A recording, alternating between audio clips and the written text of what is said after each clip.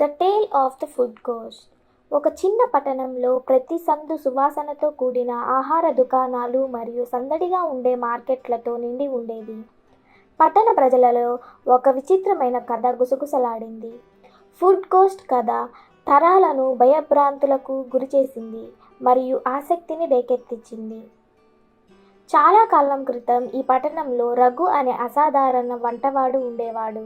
అతను అన్యదేశ వంటకాలకు ప్రసిద్ధి చెందిన రుచిగా ఉండే తినుబండారాలన్నీ తయారు చేసేవాడు.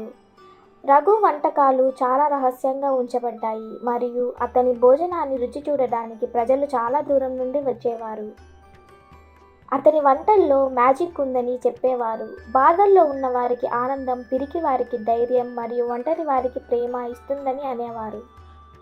ఒక తుఫాను రాత్రి రఘు తన అత్యంత ప్రతిష్టాత్మకమైన వంటకాన్ని రూపొందించే పనిలో ఉన్నాడు.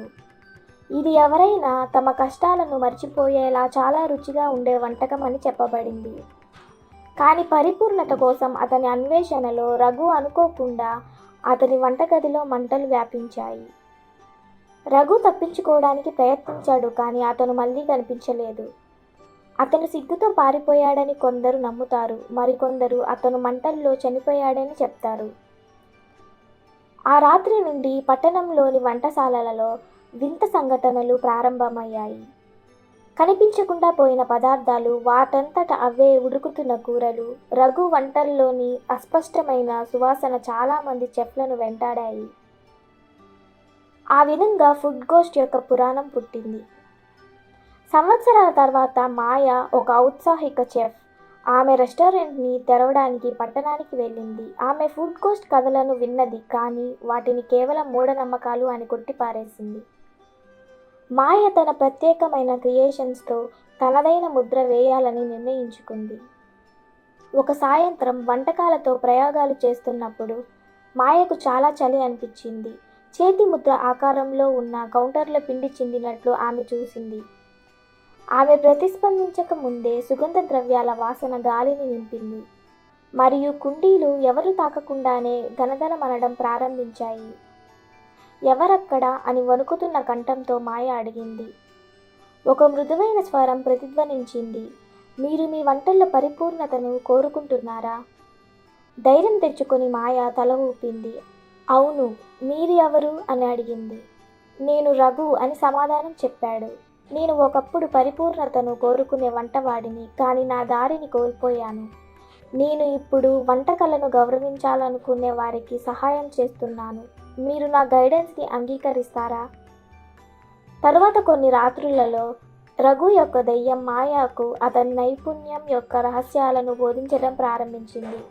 అతను ఆమెకు చిటికెడుతో రుచులను ఎలా బ్యాలెన్స్ చేయాలో, పదార్థాల సారాన్ని ఆమె చేతులతో కాకుండా ఆమె హృదయంతో ఎలా ఫీల్ అవ్వాలో చూపించాడు. రఘు యొక్క గైడెన్స్లో మాయా యొక్క వంటకాలు అతను ఒకసారి చేసినట్లుగానే భావోద్వేగాలతో ప్రతిధ్వనించడం ప్రారంభించాయి.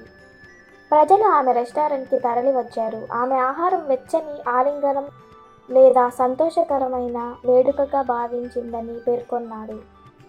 ఒక రాత్రి రఘు ఇలా అన్నాడు, మీరు మీ సొంత వంటకాన్ని సృష్టించుకోవాల్సిన సమయం ఇది.